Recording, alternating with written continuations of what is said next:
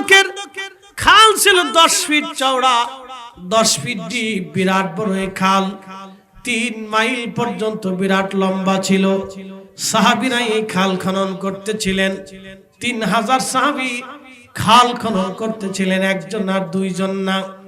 মস্ত বড় বিরাট একটা পাথর খালের মাঝখানে যে বলল, 10 ফিট চওড়া, 10 ফিট গভীর একটা পাথর। এত বড় পাথর যদি সরাইতে না পারা হয়, কাফেররা পাথরের উপর দিয়ে এসে আক্রমণ করে মদিনার ভিতরে তারা ঢুকতে পারবে। সাহাবীরা বলল, হুজুর, এত বড় পাথর সরানোর মতো কোনো অস্ত্র আমাদের কাছে নাই, আর এত বড় পাথর ভাঙ্গার মতো কোনো শক্তিও আমাদের নাই। নবীজি, এই পাথর যদি সরানো না যায়, কাফেররা এই পাথরের উপরে দিয়ে আক্রমণ চালাবে। আল্লাহর নবী তখন বলে, সাহাবীরা রে, তাহলে আমার সাথে চলো। আল্লাহর নবী সাহাবীদের সাথে চললেন। ছোট্ট একটা হাতুড়ি নবীজির হাতে দেয়া হলো। ওই হাতুড়ি দিয়ে নবীজি সেই দিন পাথরের উপর আঘাত করলেন। পাথরের উপরে যখন আঘাত করলেন, করার সাথে সাথে আল্লাহু আকবার, পাথরটা 3টা খণ্ডে বিভক্ত হয়ে গেল। আর পাথরের ভিতর থেকে আগুনের স্ফুলিঙ্গ বের হয়ে গেল। ঠিক তখনই নবী মুস্কি হাসি দিয়ে বললেন, সাহাবীরা রে, শোনো সাহাবীরা, তোমরা শোনো, পার্সিয়ান সাম্রাজ্য মুসলমানদের বিজয় হবে। একবার জোরে বলা যাবে কি আল্লাহু আকবার। কাফেররা সেই দিন হাসি আর কাজ শুনছো রে, নিজের দেশ বাঁচাইতে পারে না, আবার পারস্য সাম্রাজ্য বিজয় করবে। আবার নবীজি আঘাত করলেন। বাকি খণ্ডগুলি 3টা খণ্ড করে বিভক্ত হলো। এত বড় পাথর, প্রিয় নবীর নবুয়তের ছোট্ট আঘাতে 3টা করে খণ্ড হয়ে গেল। এই খণ্ডগুলি হওয়ার কারণে আহারে পাথরগুলি 3 খণ্ডে বিভক্ত হয়ে গেল। প্রিয় নবী মুস্কি হাসি দিয়ে বললেন, সাহাবীরা রে, রোম সাম্রাজ্য মুসলমানদের বিজয় হবে। চিৎকার মেরে জোরে বলেন আল্লাহু আকবার। তিনি আমাদের নবী, তিনি শ্রেষ্ঠ রাসূল, অথচ সেই দিন তিনি ক্ষুধার্ত ছিলেন। পেটের ভিতরে পাথর চাপা দিয়ে কাপড় দিয়ে নবী বেঁধে রাখলেন। হযরত জাবির দেখার পরে বলেন, হুজুর, আপনি এই পেটের মধ্যে পাথর চাপা দিয়ে রাখছেন কেন? নবীজি ডাক দিলেন, জাবের রে, ক্ষুধার যন্ত্রণা সহ্য করতে না পেরে পেটের মধ্যে পাথর চাপা দিয়ে বেঁধে রাখছি। আল্লাহর নবী কথা বলার পরে জাবের বলেন, ইয়া রাসূলুল্লাহি, কেন আপনি আমাকে বলেন নাই? নবীজি, আগে কেন বলেন নাই ইয়া রাসূলুল্লাহ? জাবের কি মরে গেছে নাকি? হযরত জাবের বাড়ি চলে গেলেন। বিবিরে, ঘরের মধ্যে কি আছে? বলে, স্বামী, 1 সা গম আছে আর একটা ছাগল আছে। বলে, বিবিরে, ছাগল আমি জবাই করে দিয়ে যাচ্ছি, গোশত বানাই দিয়ে যাচ্ছি, আর গমগুলি বের করে রুটি বানাও, গম পিষো, রুটি বানাও। আমার রাসূল আজকে 3 দিন না খেয়ে আছে। নবীজি না খেয়ে থাকবে আর আমি জাবের ভালো মন্দ খাবে, এটা কি করে হয়? বিবিরে, রাসূলকে আমার বাড়ি আজ দাওয়াত দেওয়ার জন্য যাচ্ছি। সাহাবী দৌড়ে চলে গেলেন। ঠিক এমন সময় বিবি ডাক দিয়েছেন, স্বামী আমার, একটু দাঁড়ান, কথা শুনে যান, কি বলতে চাও? স্বামীরে, হাজার হাজার সাহাবী খন্দকের ময়দানে কাজ করে, আমার রাসূলকে দাওয়াত যদি দেন, কানে কানে দাওয়াত দিয়ে যদি সাহাবীরা জানে আর একবার দাওয়াত পড়ে যায়, তাহলে এত সাহাবী যদি বাড়িতে চলে আসে গো স্বামী, এত সাহাবীর খাবারের আয়োজন আমার কাছে নাই, লজ্জায় পড়ে যাব। এত মেহমান যদি আমার বাড়ি আসে, আমি কি করে খাওয়াবো? হযরত জাবের বললেন, বিবি রে, চিন্তা করিও না, আমি যাইতেছি, দেখা যাক আমার রাসূলকে আমি দাওয়াত দিয়ে আসি। আল্লাহর নবীর কাছে গেলেন, হুজুর, আমার ঘরে 1 সা গম আছে, একটা ছাগল আছে। নবীজি বললেন, জাবের রে, ছাগল কি বাচ্চা আসেনি না গর্ভবতী? বলে, না ইয়া রাসূলুল্লাহ, ছাগলের পেটে কোনো বাচ্চা নাই, তার কোনো বাচ্চা নাই, দুধালাস বাচ্চাও নাই। নবীজি বলেন, তাহলে তুমি কুরবানি করতে পারো। দেখেন একটা দুধওয়ালা বাচ্চা ছাগল কুরবানি করা আল্লাহ নিষেধ করে দিয়েছেন, কারণ ওই বাচ্চাটা দুধ পাবে না।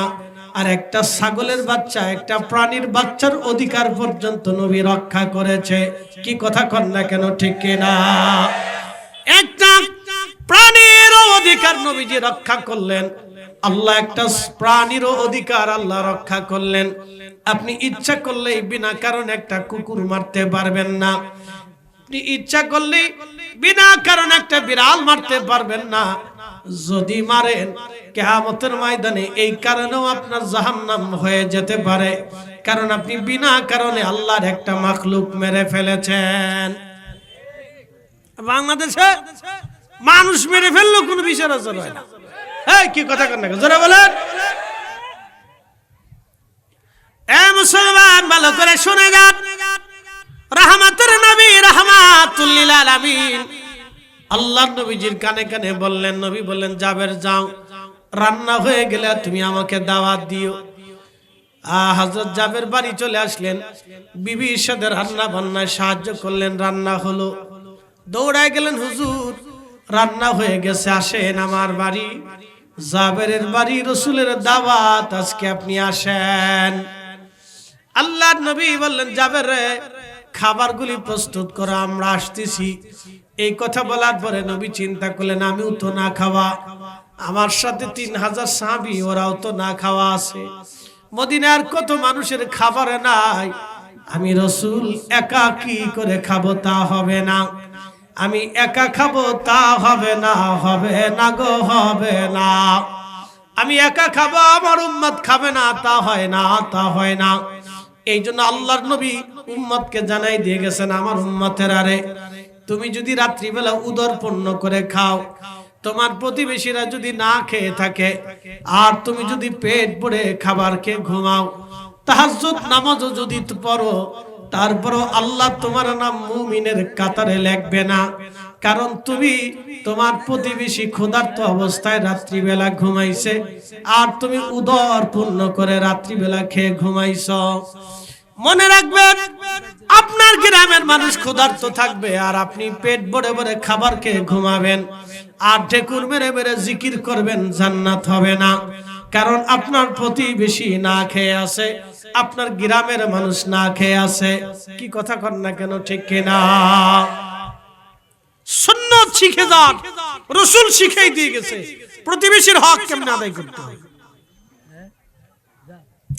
আত্মীয়র হক কেমনে আদায় করতে হবে, গ্রামের হক কেমনে আদায় করতে হবে, নবীজি শিক্ষা দিয়ে গেছেন।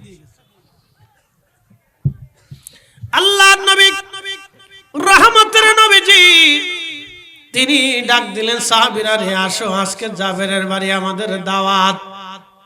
একসাথে বলেন আল্লাহু আকবার। সাহাবী কয় হাজার? 3000। জোরে বলেন কয় হাজার? সাহাবী 3000। আর গম আছে মাত্র 1 সা, 350 বরাবর, আর একটা মাত্র ছাগল। 3000 মানুষের কেমনে হবে বলেন তো?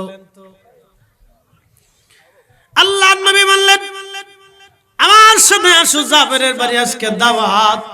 3000 সাহাবী নবীজির পিছে পিছে রওনা দিলেন, কারণ তারাও 3 দিন পর্যন্ত না খেয়ে আছে। বুঝতে পারতেছেন 3 দিন পর্যন্ত ক্ষুধা থাকার কত যন্ত্রণা। আজকে একদিন রোজা রাখলেই বিকেল বেলা সন্ধ্যার সময় অনেকে হাঁপায়ে যায়। কি কথা কর না কেন?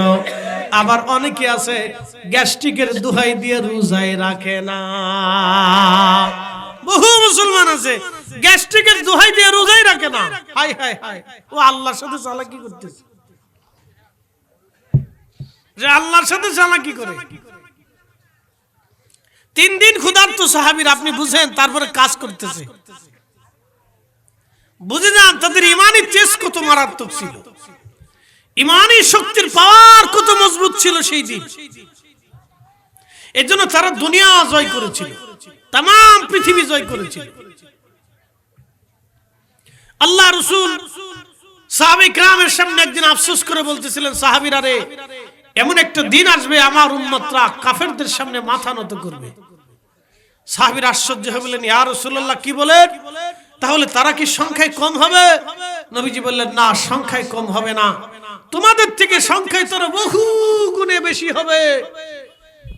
তখন সাহাবে কেরাম আশ্চর্য হয়ে বললেন, ইয়া রাসূলুল্লাহ, কোন কারণে এত উম্মত হওয়ার পরেও তারা কাফেরের সামনে মাথা নত করে থাকবে? নবীজি জবাব দিলেন, সাহাবীরা, তোমরা যেমন আখিরাতকে পছন্দ করো, দুনিয়াকে লাথি মারো, আমার এক জমানার উম্মত আসবে, তারা দুনিয়াকে ভালোবাসবে, আখিরাতকে পরিত্যাগ করবে। দুনিয়াকে ভালোবাসতে যাইয়া তারা কাফেরদের সামনে মাথা নত করবে। কথা কন না, ঠিক না বেঠি? আজকে এখন এই রানিং চলতেছে, কি কথা কন না কেন? রানিং চলে। মুসলমান বিশ্বের সেনা প্রধান কয়জন আছে? 57টা মুসলিম দেশ আছে, 57 জন সেনা প্রধান আছে, 57টা বিমান বাহিনী প্রধান আছে, 57 মুসলিম দেশে মিনিমাম 1 কোটি মুসলিম ফৌজ আছে, রানিং পুরো শিক্ষিত সেনা সদস্য আছে, হাজার হাজার লক্ষ লক্ষ অস্ত্র শস্ত্র আছে। তারপরেও এই ইসরায়েল, এই আপনার এই এত বড় একটা জালিম একটা দেশ, আমরা আজও পর্যন্ত এই জালিমের বিরুদ্ধে, জুলুমের বিরুদ্ধে আজও পর্যন্ত আমরা কোনো হুঙ্কার আর ঐক্যবদ্ধভাবে মুসলিম বিশ্ব কোনো প্রতিরোধ করতে পারে নাই। কথা কন না, ঠিক না বেটে? তার মানে কি বুঝলেন? ঈমান দুর্বল। আল্লাহর নবী 1450 বছর আগে যাহা বলেছেন এটা তাই, সেই সেম সময়। প্রিয় উপস্থিতি হাজিরিন, ভালো করে শুনে নেবেন। প্রিয় নবীজি বললেন, সাহাবীরা আসো। 3000 সাহাবী হযরত জাবেরের বাড়ি উপস্থিত হয়ে গেল। হযরত জাবেরের স্ত্রী পর্দা সরায় দেখলেন নবীজি আসছে, কিন্তু আফসোস, নবীজির সাথে হাজার হাজার সাহাবী। জাবেরের স্ত্রী বিবিরে ডাক, স্বামীরে ডাক দিছে, স্বামী আমার একটু ভিতরে আসেন। মোহাব্বতের একটা ধমক মেরে কয়, হাই হাই, আপনি করছেন কি? দাওয়াত দেওয়ার কথা ছিল নবীজিকে, আপনি নবীজিকে দাওয়াত দিলেন, সাথে সাথে সাহাবীদেরকেও দিলেন, কারণ কি? স্বামীর এত মানুষের খাবার আমি কেমনে খাবো? তখন জাবের বললেন, বিবিরা, আমার দোষ কি? আমি তো কানে কানে দাওয়াত দিয়েছিলাম, কিন্তু নবীজি সাহাবী সারা দাওয়াত খেতে আসে নাই, তারাও তো ক্ষুধার্ত, কি করব, উপায় কি? হযরত জাবেরের বিবি বলেন, হায় হায়, এত মানুষের খাবার আমি কেমনে দিব বলো স্বামী? আজকে লজ্জায় পড়ে যাব, জাবেরের বাড়ি খাবার নাই। নবীজি বুঝতে পারছে জাবের বিপদগ্রস্ত, ডাক দেখে, জাবের, লাব্বাইক ইয়া রাসূলুল্লাহ, খাবারের পাতিল আমার কাছে নিয়ে আসো, আর একটা কাপড় দিয়ে ঢেকে দাও। একসাথে কোন আল্লাহু আকবার। রুটির পাত্র কাপড় দিয়ে ঢাকলেন নবীজি, গোশতের পাত্র কাপড় দিয়ে ঢাকলেন। 3টে করে রুটি নবীজি নিলেন, বাম হাত কাপড়ের উপরে রাখলেন। 3টা রুটি নবী আনলেন। 3টে রুটি এনে জাবেরকে বলেন, জাবের রে, সাহাবীদেরকে বলো কাতার করে বসার জন্য। 3000 সাহাবী বসে গেল। আস্তে হয়ে গেল না? জোরে বলে। যেমনে কইতেছেন মনে আপনারাও খাইতে পারবেন, তাহলে একসাথে বলেন আল্লাহু আকবার। তৌহিদেরই মুর্শিদ আমার, মুহাম্মাদের নাম, মুর্শিদ মুহাম্মাদের নাম। ওই নাম জপলেই বুঝতেই পারি খুদারি কালাম, মুর্শিদ মুহাম্মাদের নাম। সাহাবীরা কাতার করে বসা। জাবের 3টে করে রুটি দিলাম, 1 চামচ গোশতের তরকারি নবীজি দিলেন রুটির উপরে। 3000 সাহাবীর সামনে পৌঁছায় দাও। দিতে দিতে দিতে দিতে জাবের 3000 সাহাবীর সামনে রুটি পৌঁছায় দিল। আপনারা বলেন তো রুটি গেল কয় হাজার? হ্যাঁ, জোরে বলেন। গম কয় মন? জোরে বলেন, একসাথে জোরে বলবেন আল্লাহু আকবার। মুজিজা দেখছেন নি? এটা রাসূলের নবুয়তের হাত, এটাই রাসূলের নবুয়তের হাত। এজন্য নবীর হাত আর আমাদের হাত এক না। এই আস্তে বলবেন না, জোরে বলেন। এক, জোরে বলেন, এক না। এক বলাটাই বুকা। হাজিরিন, প্রিয় নবীজি 3000 সাহাবীর সামনে খাবার পৌঁছালেন, রুটি চলে গেল 9000। নবীজি বলেন, জাবের রে দেখো, মদিনার মানুষ তো না খেয়ে আসে, খবর দাও যার বাড়ি খাবার নাই সে যেন তোমার ঘরে আসে। আজকে আমি নবী মেহমানদারি করব। ঘোড়ার পিঠে চড়ে জাবের সারা মদিনায় ডাক দিল, মদিনাবাসী শুনছো, তাড়াতাড়ি আসো আমার বাড়িতে আজকে দাওয়াত। রসুল নিজে হাতে বেড়ে বেড়ে মেহমানদারি করতেছে, যার ঘরে রুটি নাই সে চলে আসো, আজকে আমার বাড়ি তোমাদের দাওয়াত।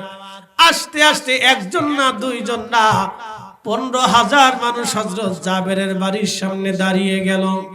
আল্লাহর নবী প্রত্যেকটা মানুষের হাতে 3টে করে রুটি দিলেন, 1 চামচ করে গোশতের তরকারি দিয়ে দিলেন। এবার রুটি চলে গেল 45,000। জোরে বলবেন কি আল্লাহু আকবার। কত হাজার গেল? চামচ গেছে কত হাজার? 15,000 চামচ, আর আগে গেছে 3,000, এই 18,000 চামচ তরকারি। ছাগলের গোশত, ছাগল কয়টা? এবার বুঝেন, পারবেন না এরকম একবেলা খাওয়াইতে? আল্লাহু আকবার। এটাই মুজিজার হাত, নবুয়তের হাত।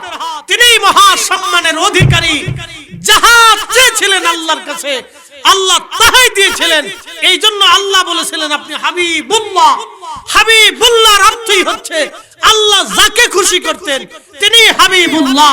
আর খলিলুল্লাহ তাকে বলা হয় যে আল্লাহকে খুশি করতেন তিনি খলিলুল্লাহ। আর হাবিবুল্লাহ নবীর জন্য যে আল্লাহ নবীকে খুশি করতেন। মারহাবা বলবেন না? এই জন্য আমরা শ্রেষ্ঠ উম্মত। কি উম্মত? জোরে বলেন, জোরে জোরে জোরে। মসজিদের জুতা চুরি করি। আমাদের কাছে মসজিদের জুতার নিরাপত্তা নাই, তো নারীর নিরাপত্তা কেমনে দেবেন? কি কথা কন না? জোরে বলেন। যে দেশে মসজিদের জুতার নিরাপত্তা নাই সে দেশে নারীর নিরাপত্তা কিভাবে হবে? আমি মালদ্বীপে মাহফিল করতে গেছি, ভিলা কলেজে, একবারে মালে রাজধানীর বড় নামি দামি কলেজ। এটার এই আপনার একটা হল আছে, এই হলে বিভিন্ন প্রোগ্রামগুলি হয়। তো প্রোগ্রাম শেষ করার পরে রাত তখন অনেক বেজে গেছে, ছেলেরা বলল হুজুর আসেন একটু সাগরের হাওয়া খেয়ে আসি। তো সাগরের বাতাস খেতে গেলাম হুলে মালে। নাম শুনলে হাসবেন। হুলে মালে, মালে হচ্ছে রাজধানী, রাজধানীর পরে আরেকটা শহর আছে এটার নাম হুলে মালে। হুলে মালে হচ্ছে এয়ারপোর্ট। এখানে আর একটু আমাদের দেশের গুলশান বানানি যেরকম ভিআইপি শহর, ওরকম সুন্দর শহর হুলে মালে। এই হুলে মালে যাওয়ার মাঝখানে একটা ব্রিজ আছে সাগরের উপরে। সাগরের নির্মল বাতাস প্রবাহিত হয়, কত সুন্দর। এই বাতাস খেতে যাওয়ার সময় দেখি মেয়েরা রাস্তা দিয়ে হেঁটে হেঁটে যাচ্ছে। আমরা রাত 12টা 1টা বাজে, রাজধানীর এই শহরে সাগরের পারে মেয়েরা হাঁটতেছে। ওদেরকে ধরে না, হাইজ্যাক হয় না? হুজুর এটা কি বাংলাদেশ? এদেশের পৃথিবীর সব থেকে বেশি নিরাপত্তা এদেশের মানুষকে দেওয়া হয়। পৃথিবীতে পর্যটন শিল্পে এরা 1 নম্বর নিরাপত্তার জন্য প্রধান 1 নম্বর কাতারে আছে।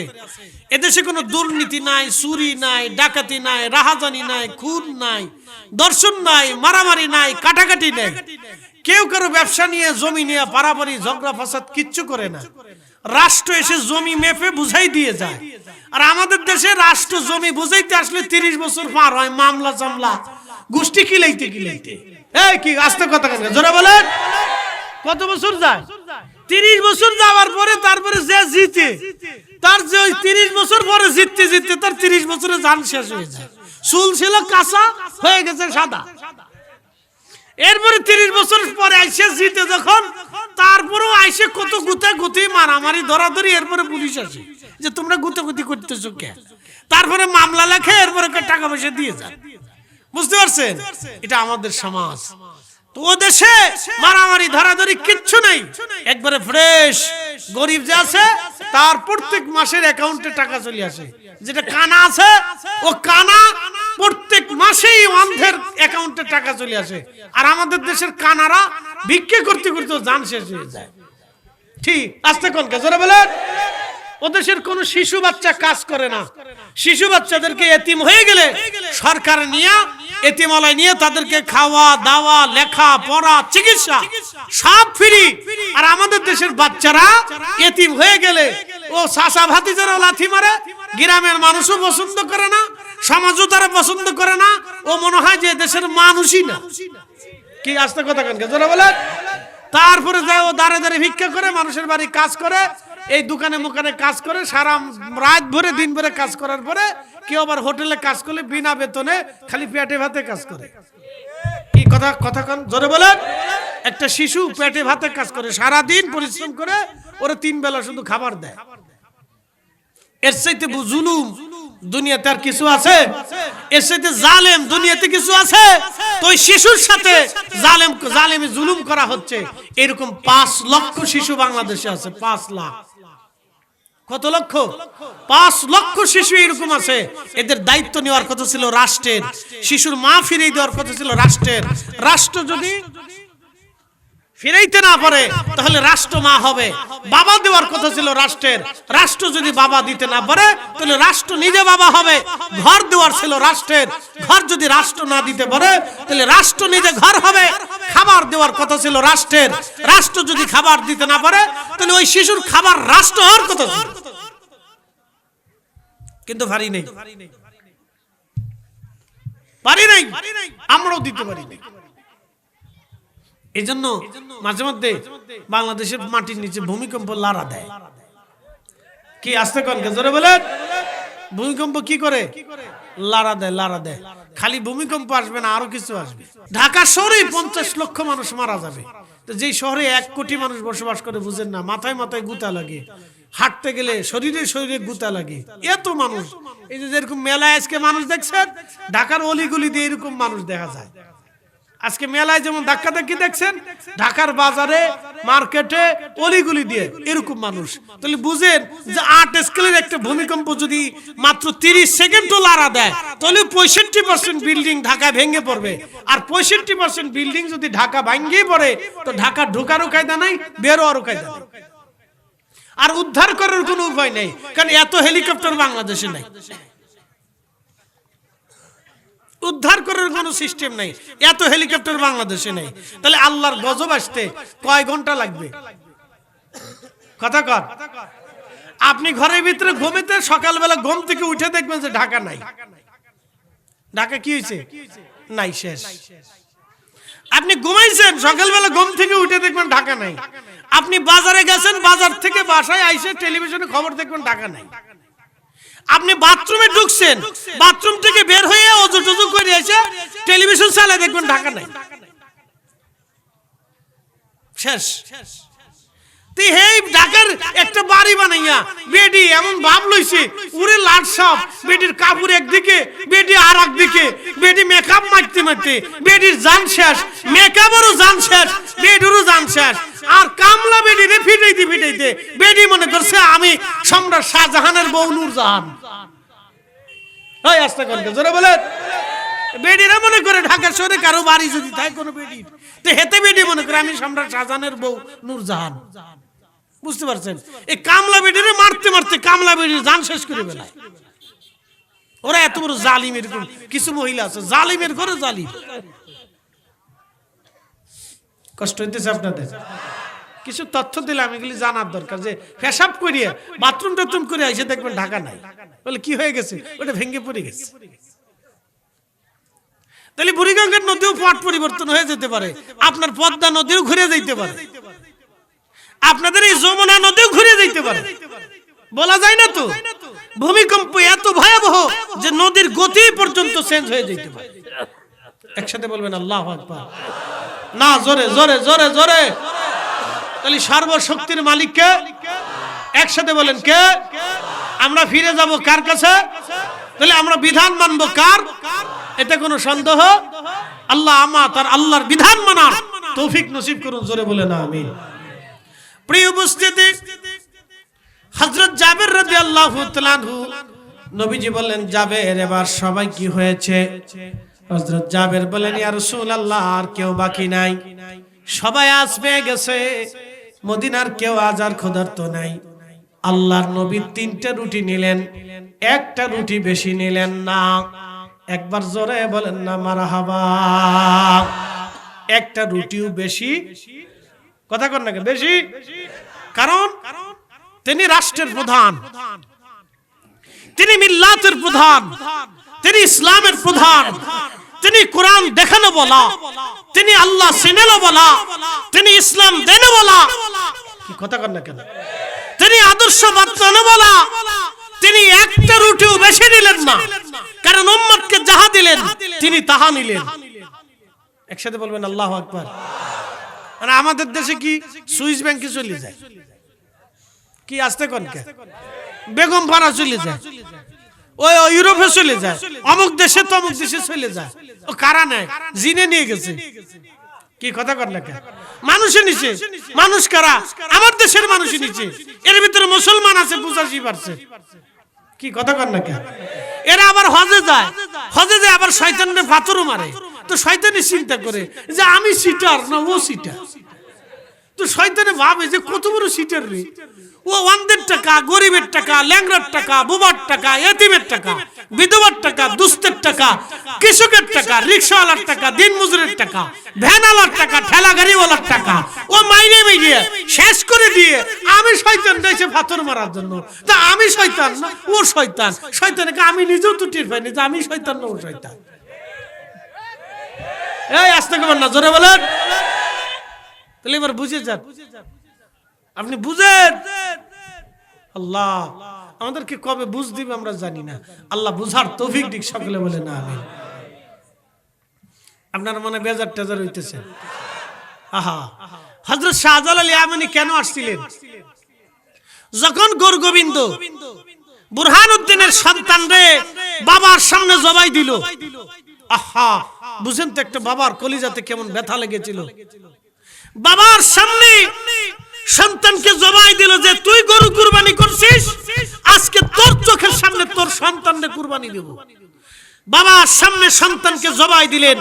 শাহজালাল ইয়ামানি দিল্লিতে স্থির থাকতে পারেন নাই যে না, এত বড় জুলুম আর হতে পারে না। আমি শাহজালাল জিন্দা থাকতে বাংলার ঘরে আর দ্বিতীয় কোনো সন্তান এইভাবে শহীদ হতে পারে না, বাবার সামনে জবাই হতে পারে না। তিনি তখনই আসলেন আর সুরমা নদীতে জায়নামাজ বিছিয়ে দিলেন। গোরগোবিন্দ পালিয়ে চলে গেল, আর এ জমিনে ইনসাফ প্রতিষ্ঠিত হলো। চিৎকার মেরে বলবেন আল্লাহু আকবার। এদেশে ইসলাম এনেছে ওলিরা, কথা কন না কেন, ঠিক না বেঠে? ইসলাম কারা এনেছে? জোরে বলেন কারা? আপনি অস্বীকার করতে পারবেন? কোন সুযোগ আছে? ইসলাম দিয়েছে ওলিরা, শিখিয়েছে ওলিরা, বুঝিয়েছে ওলিরা, ইনসাফ প্রতিষ্ঠিত করেছে ওলিরা, কথা কন না কেন, ঠিক না বেঠে? তো আজকে তারই ধারাবাহিকতা শাহ আদম ফকির রহমতুল্লাহ আলাইহি এরকম ওনাদের মতো অনুসারীরা বহু দুনিয়াতে ছড়িয়ে ছিটিয়ে বিভিন্ন জায়গায় ইসলামের সুমহান আদর্শ মানুষকে পৌঁছেছেন। শুনলাম ওনার মাজারে বলে কারা সেজদা দেয়। এই যারা সেজদা দেন মাজারে কি সেজদা দিবেন কোন? তো সেজদা দেওয়ার জায়গা কি মাজার? তো সেজদা দেওয়ার জায়গা কোন জায়গা? মসজিদ। কি কথা কন না কেন? মাজার হলো জিয়ারতের জায়গা। কিসের জায়গা? কবর কিসের জায়গা? জিয়ারতের জায়গা। ওইখানে দাঁড়াবেন, ফাতিহা পড়বেন, দোয়া করবেন। কি কথা ঠিক আছে কিনা? ফাতিহা পড়বেন, কি করবেন? দোয়া করবেন। ওনার জন্য দোয়া করবেন, আপনার পরিবারের মরহুম যারা চলে গেছে তাদের জন্য দোয়া করবেন। তো দোয়া করবেন, ওনার জন্য হাদিয়া পাঠাবেন। কি হাদিয়া? সূরা ফাতিহা, সূরা ইখলাস, দুরূদ শরীফ, কোরআন শরীফের যে কোনো সূরা আয়াত ওনার জন্য হাদিয়া পাঠাবেন। তো ওনার জন্য এই হাদিয়া যখন পাঠাবেন তখন উনি খুশি হবে যে আমার মুহিব্বিন আইসা আমার জন্য হাদিয়া পাঠাইছে। এখন আপনাদেরকে প্রশ্ন করি, জবাব দিবেন। আপনি আমার বাড়িতে আসলেন, আমার বাড়িতে আপনি আসলেন, দাওয়াত দিলাম আমি, আপনি আমার দাওয়াত দিলেন, আপনার বাড়িতে আমি গেলাম। যাওয়ার পরে আমি আপনার মেহমান, বইছি, আপনি পানিও দিলেন না, খাবারও দিলেন না, বসে টসে দিয়ে বলেন হুজুর আপনারা খুব ভালোবাসি, বিরাট ভালোবাসি, আপনার ওয়াজ না শুনে ঘুমাই না। এরকম বহু মুসল্লি আমার আছে। হুজুর সারা রাত আপনার ওয়াজ শুনি, খুব মোহাম্মত করি, খুব ভালোবাসি, কিন্তু বাড়িতে নিছেন এই ভালোবাসার কথা কয়ে আপনি যে চলে গেছেন, সারা দিনে আসেনও নাই, আমার এক কাপ পানিও দেন নাই, এক কাপ চাও দেন নাই। তাহলে আপনার মতো ভালোবাসার লোক দিয়ে ছাতা আমি কি করব? কি কাজে লাগবে? তো আল্লাহর ওলির মাজারে যাইয়া আপনি যদি সেজদা দেন তো তারা খুশি হয় না, তো তারা কি বড় বড় আহে না শিখে? ও আমার এখানে সেজদা দেয়, কেউ সেজদা দিবে মসজিদে, আর আমার এখানে দাঁড়িয়ে ফাতিহা পড়বে, সূরা পড়বে, কেরাত পড়বে, তারপর আমার জন্য বকশিশ দিবে। ও না দিয়ে ও আইসা আমারে চুমাচ্ছে, সেজদা দিচ্ছে। এটা ওলিরা চায় না। ওলিরা চায় হচ্ছে ফাতিহা, ওলিরা চায় ইসালে সওয়াব। আপনি তার জন্য দোয়া করছেন, আল্লাহ এই ফাতিহার সওয়াব তার খেদমতে পৌঁছান, তো তারা খুশি হয় যে অন্তত কোরআন খতমের নেকি আমার জন্য আমার মুহিব্বিন পৌঁছাইছে। এতে তারা রুহানি জগৎ থেকে আমাদের জন্য দোয়া করে। একসাথে বলবেন আল্লাহু আকবার। ওলিরা কি করে? দোয়া করে। কথা কেন? ওলিরা কি করে? দোয়া করে। তো এই জন্য দোয়া আমাদের দরকার। কি দরকার? দোয়া দরকার। তাহলে ওলিদের মাজার কি হবে? সেজদা হবে না জিয়ারত হবে? একসাথে জোরে বলেন, সেজদা হবে না জিয়ারত হবে? জিয়ারতের পরিবেশ তৈরি করতে আল্লাহ তৌফিক দিক। সকলে বলেন আমিন। একসাথে জবান খুলে একটু জিকির করেন, লা ইলাহা, জোরে লা ইলাহা, ও লা ইলাহা ইল্লাল্লাহ, লা ইলাহা হাসবি রাব্বি জাল্লাল্লাহ মা ফি কলবি গায় আহা নূর মুহাম্মদ সাল্লাল্লাহ লা ইলাহা ইল্লাল্লাহ লা ইলাহা ইল্লাল্লাহ লা ইলাহা ইল্লাল্লাহ মুহাম্মাদুর রাসূলুল্লাহ সাল্লাল্লাহু আলাইহি ওয়াসাল্লাম। প্রিয় উপস্থিতি, আল্লাহর নবী তিনটা রুটি নিলেন। তিনটা রুটি নেওয়ার পরে এক চামচ তরকারি নিলেন। নেওয়ার পরে বললেন, জাবের রে, এবার তোমার রুটির পাত্রের মধ্যে রুটি যা আছে সব তোমার, তরকারির পাত্রে যত তরকারি আছে এটাও তোমার। হযরত জাবের রাদিয়াল্লাহু আনহু বললেন, ওয়াল্লাহি, আল্লাহর কসম করে বলি, রুটির পাত্র থেকে আমি যখন কাপড় সরাইলাম তখন দেখি রুটির পাত্রের মধ্যে রুটি যা আছে সব ওইভাবেই আছে, কোন রুটি কমেও নাই বাড়েও নাই। না না, একটা জবান বন্ধ থাকবে না, চিৎকার মেরে বলেন আল্লাহু আকবার। এখন যদি আমার নবীজি রুটি 6টা নিতে পারতেন, কিন্তু ইনসাফ হতো না। 3টা রুটি নিলেন। আল্লাহ রাসূল বলেন, আমার উম্মতেরা, তোমাদের জন্য আসমান থেকে বরকত যাবে। কখন যাবে? যদি তোমরা দুনিয়াতে ইনসাফ প্রতিষ্ঠিত করো, ন্যায় কায়েম করো, তখন আল্লাহর আসমান থেকে তোমাদের জন্য সাহায্য যাবে। যদি আসমান থেকে সাহায্য তোমরা পেতে চাও তাহলে ন্যায় করবা, অন্যায় করবা না। বাংলাদেশে আমাদের ঘরে হাজার হাজার সন্তান আছে, হাজার হাজার, যারা বাবা মার খেদমত করে না, বাবা মার হক আদায় করে না।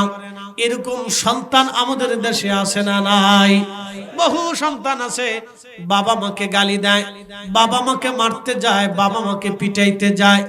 রে উল্লাপাড়াবাসী, ভালো করে শুনে যাবেন, যারা বাবা মাকে মারতে যায়, পিটাইতে যায়, গালি দেয়, ঘর থেকে বের করে দেয়, জুদা করে দেয়, বাবা মাকে কষ্ট দেয়, আল্লাহর কসম করে বলি ভাই আমার, বলে দিয়ে গেলাম, কাবা শরীফের গিলাফ পরেও যদি কবরে দেওয়া হয় জান্নাত হবে না, জান্নাত হবে না। এদেশের লক্ষ লক্ষ ছেলেরা বৃদ্ধ বাবা মার সাথে জুলুম করে, অন্যায় করে, জুলুম করে, অন্যায় করে। হাজার হাজার ঘরে বাবা মার সাথে জুলুম হয়, অন্যায় হয়। আল্লাহর কসম করে বলি, কাবা শরীফের গিলাফ পরে যদি কবরে দেওয়া হয় জান্নাত নসিব হবে না। যদি বাবা মার সাথে জুলুম করা হয়, বাবা মাকে কষ্ট দেওয়া হয়, আল্লাহর নবী বলেন, আমার উম্মত সে ধ্বংস হয়ে যাবে যে বাবা মা পাইলো কিন্তু খেদমত করে জান্নাত নিয়ে নিতে পারলো না, সে ধ্বংস হয়ে যাবে। সে ধ্বংস হবে রে যে বাবা মা পাইলো কিন্তু খেদমত করে জান্নাত নিতে পারলো না, সে ধ্বংস হয়ে যাবে। রসুলের দরবারে একজন সাহাবী ছিলেন, যদিও রসুলের দরবারে কোনোদিন সহবতে আসেন নাই। তিনার নাম হযরত ওয়াইসাল কারনী। সহিহ মুসলিমের কিতাবু ফাযাইল ওয়া সাহাবিন নবী বাবু ফাযাইল ওয়াসাল কারনির ভিতরে এসেছে হযরতে ওয়াসাল কারনি রাদিয়াল্লাহু তাআলা আনহু তিনার পিতামাতার খেদমতের বদলে এমন ভাবে পেয়েছিলেন। আল্লাহর নবী বলেন, ওমর রে, যদি কোনোদিন আমার ওয়াইসের সন্ধান পাও, তার কাছ থেকে তুমি মাগফিরাতের দোয়া চেয়ে নিও, কারণ আমার ওয়াইস মুস্তাজাবাতুদ দাওয়া, দোয়া করতে দেরি হবে, আল্লাহর আসমান থেকে দোয়া কবুল হতে দেরি হবে না। চিৎকার মেরে জোরে বলেন না মারহাবা। পৃথিবীর ভিতরে এরকম বহু ওলি ছিলেন যারা মুস্তাজাবাতুদ দাওয়া। খাজা বাবা আজমিরি মুস্তাজাবাতুদ দাওয়া, তিনি আল্লাহর কাছে যা বলতেন আল্লাহ তাই দিতেন। মুজাদ্দিদ আল ফিসানি মুস্তাজাবাতুদ দাওয়া, হুজুর বাহাউদ্দিন নকশবন্দ বুখারী মুস্তাজাবাতুদ দাওয়া, শাহজালাল ইয়ামানি মুজাদ্দিদি মুস্তাজাবাতুদ দাওয়া, হযরত বারো আউলিয়া মুস্তাজাবাতুদ দাওয়া, 360 আউলিয়া মুস্তাজাবাতুদ দাওয়া। এরকম আপনাদের এই সাথিয়াতে ঘুমিয়ে আছে আল্লাহর ওলি মুস্তাজাবাতুদ দাওয়া। আপনাদের ওই রাজশাহীতে এবং শাহজাদপুরে ঘুমিয়ে আছে আল্লাহর ওলিরা মুস্তাজাবাতুদ দাওয়া। উনরা আল্লাহর কাছে যা চাইতেন আল্লাহ তাই দিতেন, আল্লাহ তাই দিতেন। বিদায় আমরা সাধারণ যারা ওলিদেরকে ভালোবাসি আল্লাহর জন্য। কি কথা কর না কেন? কার জন্য? না না, জোরে বলেন, কার জন্য? উনরা যদি আল্লাহর ওলি না হয়ে ব্রাহ্মণের বন্ধু হতো, যাইতেন? একসাথে কর। যদি ঠাকুর হতো, যদি পুরোহিত হতো, যদি যোগী হতো, যদি নাগা সাধু হতো। নাগা সাধু চিনছেন? ও ল্যাংটা থাকে। কি থাকে? ও নাগা সাধু একজনের, আমি টেলিভিশনে সাক্ষাৎকার নিতেছে, 40 বছর ধরে ওই ল্যাংটা, কাপড় পরে না। কত বছর?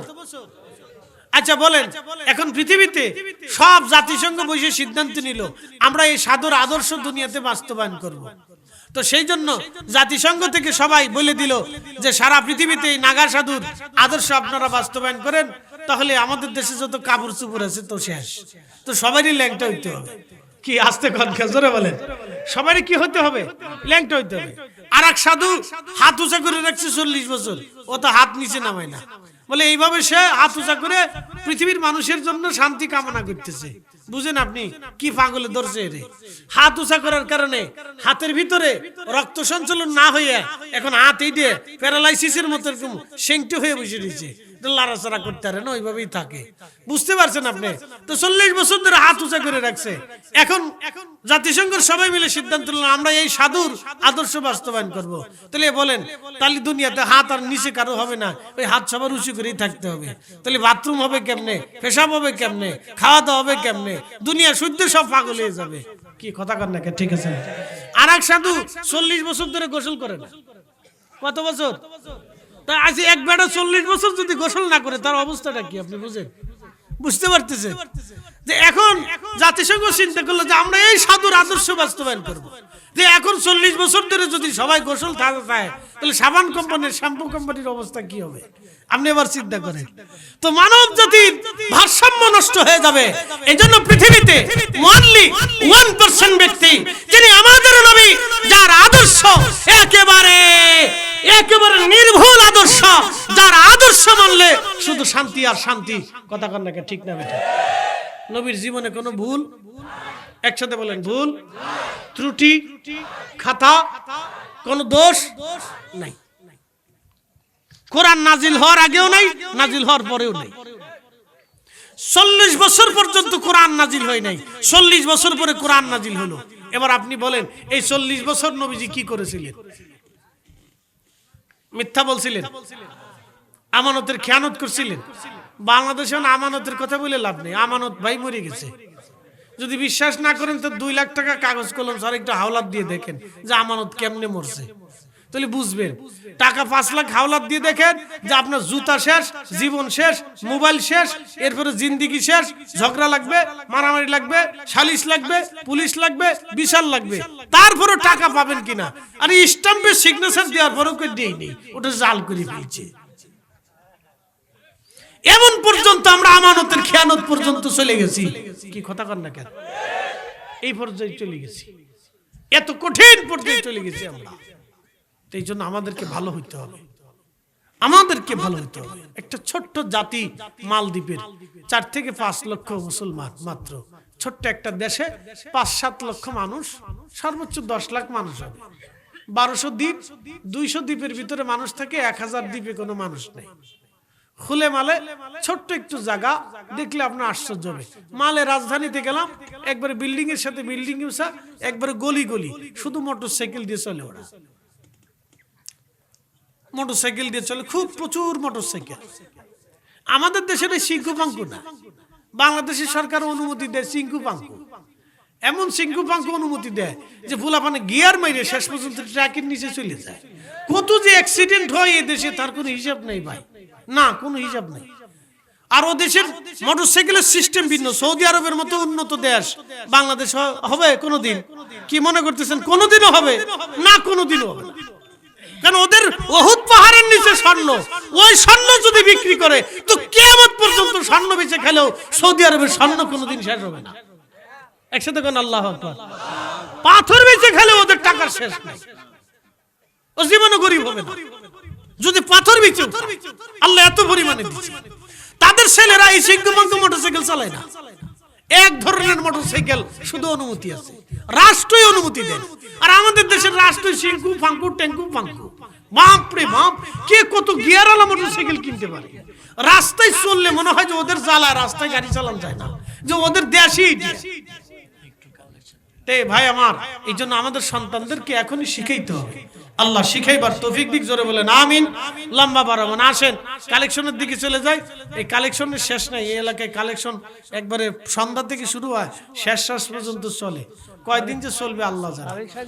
মোহাম্মদ কাফন হোসেন, কাফন না কাকন, আরে কাফন করে এলেছে কাকন, সর্বনাশ। কাকন ভাই দিছে 500 টাকা। আল্লাহ রাব্বুল আলামিনের একটা পরিচয় আছে, তেনার একটা পরিচয়ের নাম রহমান, আর একটা পরিচয়ের নাম তিনি রহিম, আর একটা পরিচয়ের নাম তিনি গাফফার, আর একটা পরিচয়ের নাম তিনি কারিম, আর একটা পরিচয় তিনি সত্তার, আর এক পরিচয় তিনি জব্বার, আর এক পরিচয় তিনি খালেক, আর এক পরিচয় তিনি মালিক, আর এক পরিচয় তিনি রাজ্জাক, আর এক পরিচয় তিনি করিম। এইভাবে আল্লাহর অনেকগুলি পরিচয় আছে। আর একটা পরিচয় আছে তিনি রব্বুল আলামিন। আমার সাথে পড়েন আলহামদুলিল্লাহি রব্বিল আলামিন। কখনো তোমাকে যদি ভুলি, হেদায়েতের আলো জেলে নিও কাছে তুলি। কখনো তোমাকে যদি ভুলি, হেদায়েতের আলো জেলে নিও কাছে তুলি। ঠাই দিও প্রিয়তম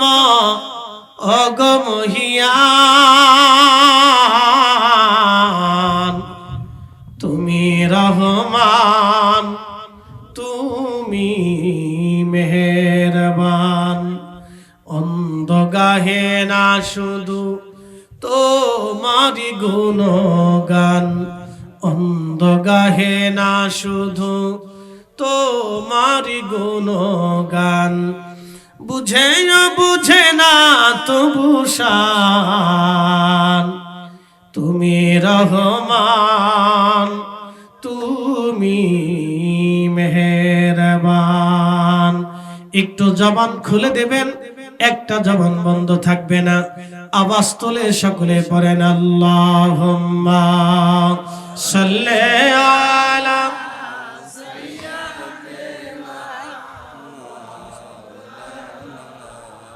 একটু চা খাওয়ায় নাকি?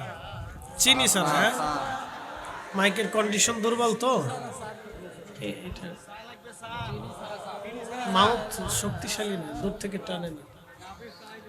তুমি আল্লাহর প্যারা হাবিব, তোমার তুলনা নাই কেউ আর। বলেন নবীর তুলনা কেউ আছে? একজন দেখাইতে পারবে? তো যারা বলে রসুল আমাদের মতো, বলেন বলেন কোরআনের অপব্যাখ্যা করিয়া নাম দিছেন তো তাফসীর, তো তাফসীরে কুলিন নামা আনা বাশার দিয়ে তো আপনি বুঝাই দিলেন রাসূল আপনার মতো। তো কোন দিক থেকে রাসূল আপনার মতো আপনি বলবেন তো? কি কথা কন না কেন, জোরে বলেন। রাসূল কোন দিক থেকে আপনার মতো আপনি ব্যাখ্যা করে বলেন যে সত্যবাদীদের দিক থেকে রাসূল আপনার মতো। তো রাসূলের মতো সত্যবাদী কি আছে? নবীর মতো আমানতদারিতা কি আছে? রাসূলের মতো বিশ্বাসী কে আছে? নবীর মতো ইয়াকিনওয়ালা কে আছে? রাসূলের মতো ধৈর্যওয়ালা কে আছে? নবীর মতো সিজদা দেনেওয়ালা কে আছে? নবীর মতো ক্ষুধার্ত থাকনেওয়ালা কে আছে? রাসূলের মতো এই পরম সুন্দর আচরণ করনেওয়ালা কে আছে? আমাকে দেখান তো। তাহলে আপনি কেমনে বলেন? বলেন রাসূলের পেশাব আর আপনার পেশাব একরকম? বলেন যদি কলিজায় সাহস থাকে, কোন বাপের বেটার জন্ম হয়ে থাকে তো আসেন একটু দেখাই দিয়ে যান। এই কি কথা কর না কেন, জোরে বলেন। কোন বাপের বেটা যদি থাকেন তো আসেন, যে আমি বাপের বেটা হালাল জাদা, তো হালাল জাদা হলে আসতো। যে আপনার পেশাব আর রাসূলের পেশাব মোবারক এক, একটু বুঝাই দিয়ে যান। আসেন বুঝাই দিয়ে যান। রাসূল কারীমের চুল মুবারক আর আপনার চুল একরকম, একটু বুঝাই দিয়ে যায়। নবীজির শরীর মুবারক আর আপনার শরীর একরকম, একটু বুঝাই দিয়ে যায়। নবীজির থুতু মুবারক আর আপনার থুতু একরকম, একটু বুঝাই দিয়ে যান। কি কথা কর না কেন, বুঝান। আসেন কোন বাপের বেটা আছে দেখি, একটু চেহারাটা দেখি। চেহারা দেখে অন্তত আমি একটু ধন্য হই যে না, একটা চেহারাওয়ালা পাওয়া গেছে।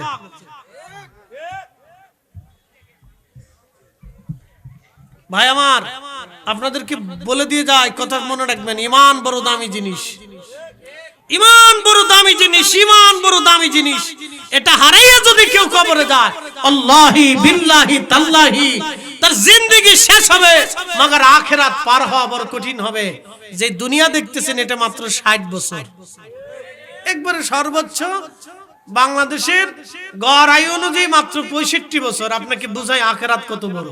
আল্লাহ কোরআনে ওয়াজ করছেন, তারুজুল মালাইকাতু ওয়ার রূহু ইলাইহি ফি ইয়াউমিন কানা মিকদারুহু 50,000 সানা। এ দুনিয়ার মানুষ, দুনিয়ার 50,000 বছর, এক এক সেকেন্ড করে 60 সেকেন্ডে একটা মিনিট হবে, একটা মিনিট করে 60টা মিনিটে একটা ঘন্টা হবে, একটা ঘন্টা করে 24 ঘন্টায় দিন ও রাত হবে। 24 ঘন্টার দিন ও রাত পার হয়ে যাওয়ার পরে 365 দিনে একটা বছর হবে। একটা বছর করে 50,000 বছর যত বড় হবে, হাসরের ময়দানের একটা দিন হবে তত বড়। আল্লাহু আকবার। না হয় না, আরো জোরে বলেন। তাহলে দুনিয়া বড় না হাসর বড়? জোরে বলেন। কত বড় তার কোনো শেষ আপনি বলে দিতে পারবেন?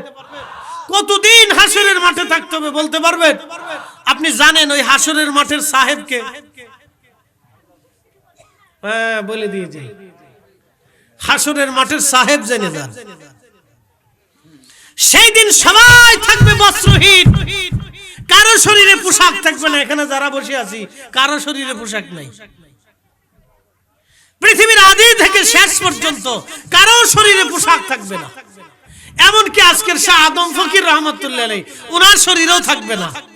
পৃথিবীর কোন ওলির শরীরেও পোশাক থাকবে না। একমাত্র মুহাম্মদুর রাসূলুল্লাহ সাল্লাল্লাহু আলাইহি ওয়াসাল্লাম। তো কেমনে নিয়ে হবে জানেন?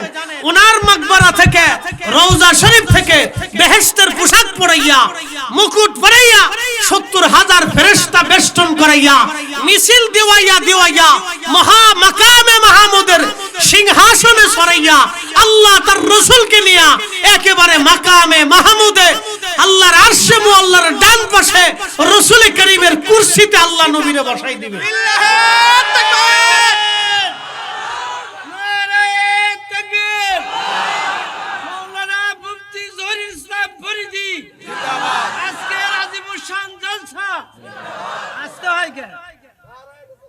আমার দিকে তাকান, তাকবীর লাগবে না, কথা শুনে যান, দামি কথা বলে। এটা কি আমাদের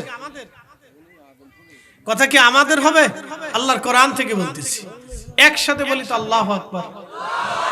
না হয় না?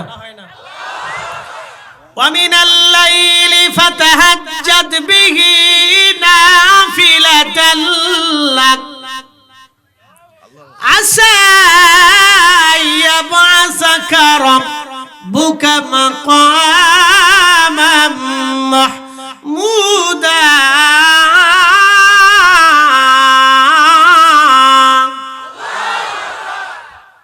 আমি বলছি না কোরআন বলছে? কোরআন থেকে বুঝে যায়। ومن الليل فتهجد به نافلة لك। প্রিয় নবী যোহর পড়লেন, যোহরের বিনিময়ে আল্লাহ কথা বলেন নাই। আসর পড়লেন, আসরের বিনিময়ে বলেন নাই। মাগরিবের বিনিময়ে বলেন নাই। এশার বিনিময়ে বলেন নাই। আল্লাহ বলেন, হুজুর অতিরিক্ত একটা নামাজ আমি আপনাকে দিলাম, এই নামাজের নাম তাহাজ্জুদের নামাজ। কিসের নামাজ? এদেশের হাজার হাজার লক্ষ লক্ষ মুসলমান তাহাজ্জুদ বুঝেই না, না বুঝে না, তাহাজ্জুদই বুঝে না। এই যে এই ওয়াক্তটা যে এত দামি, এদেশের লক্ষ লক্ষ মুসলমান বুঝেই না, বুঝেই না যে তাহাজ্জুদ কি, বুঝেই দিয়েছে। আল্লাহ বলেন, হাবিব একটা ওয়াক্তে আপনি দাঁড়িয়ে যান, সেটা তাহাজ্জুদ আপনার জন্য আমি অতিরিক্ত করে দিলাম। আপনি এই নামাজটা আমাকে দেন, আমি আল্লাহ আপনাকে একটা পুরস্কার দিব। আশা অবশ্যই আপনাকে একটা পুরস্কার আমি আল্লাহ দিব। আইয়া বাসাকা রাব্বুকা মাকামাম মাহমুদা, আমি আপনাকে মাকামে মাহমুদের অধিপতি বানাবো। সর্বোচ্চ মাকাম, যে মাকামের পরে আর কোন মাকাম নাই। একসাথে বলবেন আল্লাহু আকবার। এই মাকামের পরে আর কোন মাকাম। তাহলে বলেন রাসূলের মর্যাদা কত? বলেন আমাকে। কেউ যদি থাকেন, বুঝে থাকেন, তাহলে বলেন যে ওনার মর্যাদার সীমানা কতটুকু আমাকে একটু বুঝাই দেন, বলে দিয়ে যান। আরো বলি, এখানে ইচ্ছা করলে প্রেসিডেন্ট ট্রাম্পের সাথে দেখা করতে পারবেন। কথা বলেন না, ভুল মানে ডরেন না।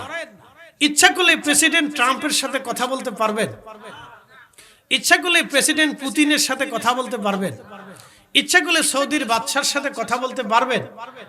তো যদি না পারেন, তাহলে বর্তমান পৃথিবীতে গতানুগতিক সিস্টেম অনুযায়ী ওনারা পৃথিবীর সম্মানিত ব্যক্তি দুনিয়াবি সিস্টেমে। কি কথা ঠিক আছে কিনা? ধরে নিলাম দুনিয়াবি সিস্টেমে ওনারা দুনিয়াতে প্রসিদ্ধ প্রেসিডেন্ট এবং রাজা বা বাদশা, প্রধানমন্ত্রী যাই বলেন, ভালো করে বুঝেন। সহসা কেউ ইচ্ছা করলে ওনাদের সাথে সাক্ষাৎ করা, কথা বলার, সময় কাটানো সবার দ্বারা সম্ভব না। ভালো করে বুঝেন। কিয়ামতের ময়দানে ওনাদের কি দাম আছে বলেন? আমাদের প্রধান উপদেষ্টা, গ্রামীণ ব্যাংকের প্রতিষ্ঠাতা, বিশিষ্ট লেনদেন কর্ণবলা আছে কিছু বলেন না? যদি বলেন আসেনি, আসেনি। হালাল হারামের প্রশ্ন আসলে তো আরো কিছুই নেই। কি আস্তে কথা বলো, জোরে বলেন। হক বেহক, সত্য মিথ্যা সাক্ষ্য দিয়ে এটাই বাদ। হালাল হারামের প্রশ্নে যদি আসেন, তাহলে ওনারা, কারণ সুদ এত নিকৃষ্ট, আল্লাহ রাসূল বলেন মার সাথে জিনা করলে যে পাপ হয়, সুদের হলো সর্বনিম্ন সেই পাপ। ওনা আপনি বুঝে নেবা, আপনি এবার বুঝিলেন, আপনাদের ভাষায় বললাম বুঝিলেন, লেন আপনি আমার দিকে তাকান। তো দুনিয়াবি সিস্টেমে ওনারা সম্মানিত, কিন্তু হাসরের ময়দানে 4 পয়সা মূল্য আছে। একসাথে কর না, জোরে বলেন।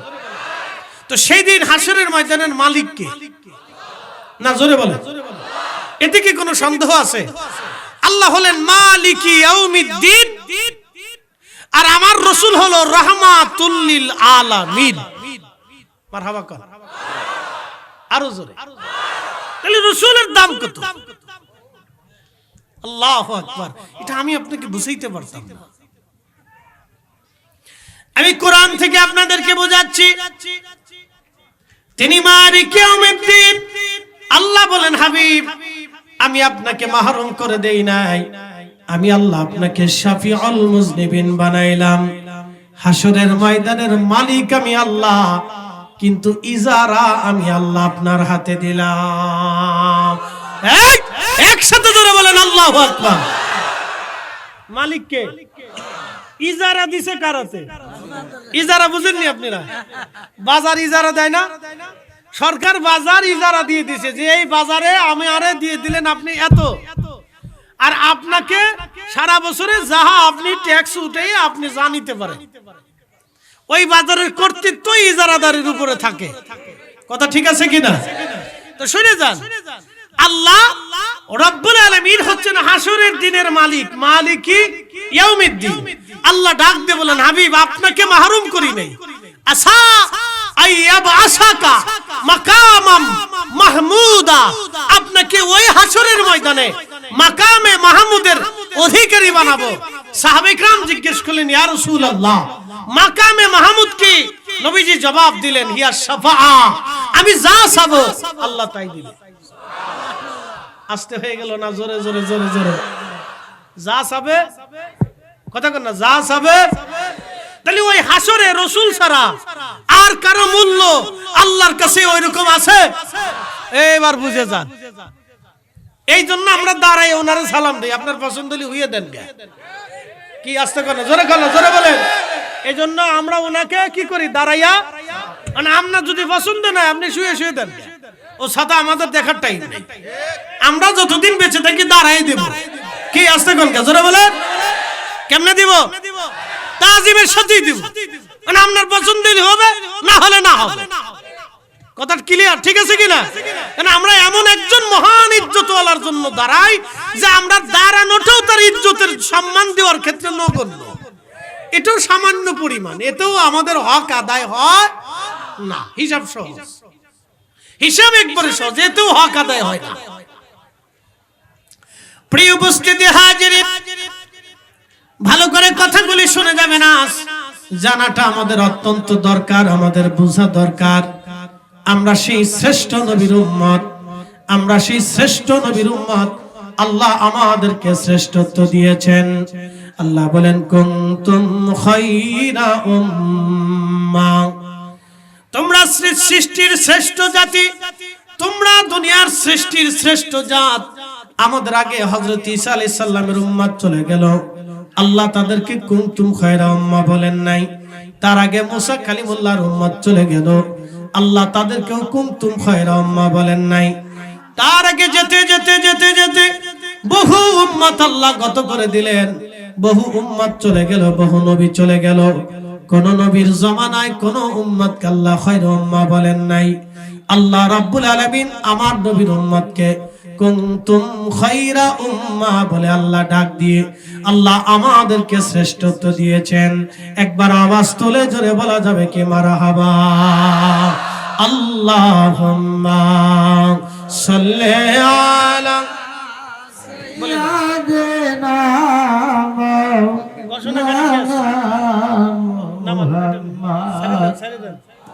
ঘোষণা কি আছে বলেন? ঘোষণা কি আছে? লিল্লাহি তাকবীর, লিল্লাহি তাকবীর, আল্লাহু আকবার। এই খান সাহেবের আগমন শুভেচ্ছায় স্বাগত, এই খান সাহেবের আগমন শুভেচ্ছায় স্বাগত। লিল্লাহি প্রেমের মালা ইয়া রাসূলুল্লাহ, ইয়া হাবিবাল্লাহ, ইয়া রাসূলুল্লাহ।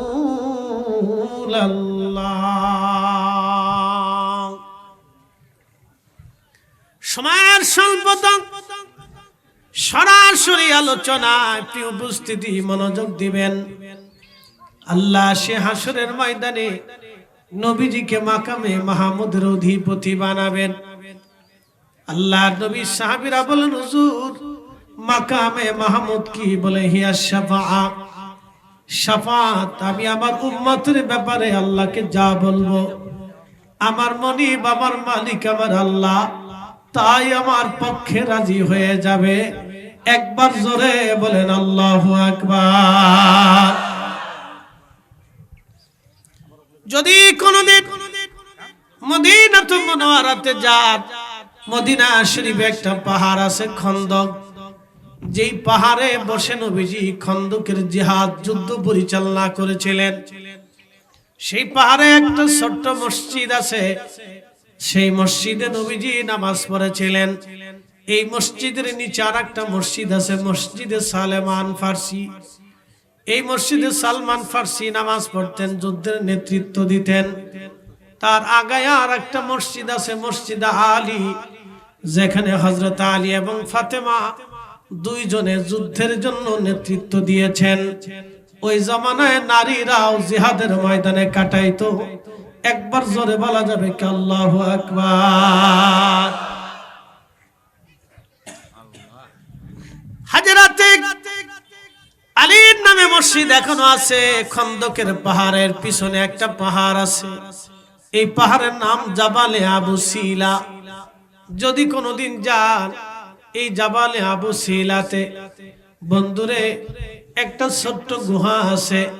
এই গুহার ভিতরে নবীজি 3 দিন 3 রাত পর্যন্ত না খেয়ে না ঘুমিয়ে পানি পর্যন্ত পান না করে শুধু সেজদার মধ্যে তিনি কাটিয়েছেন।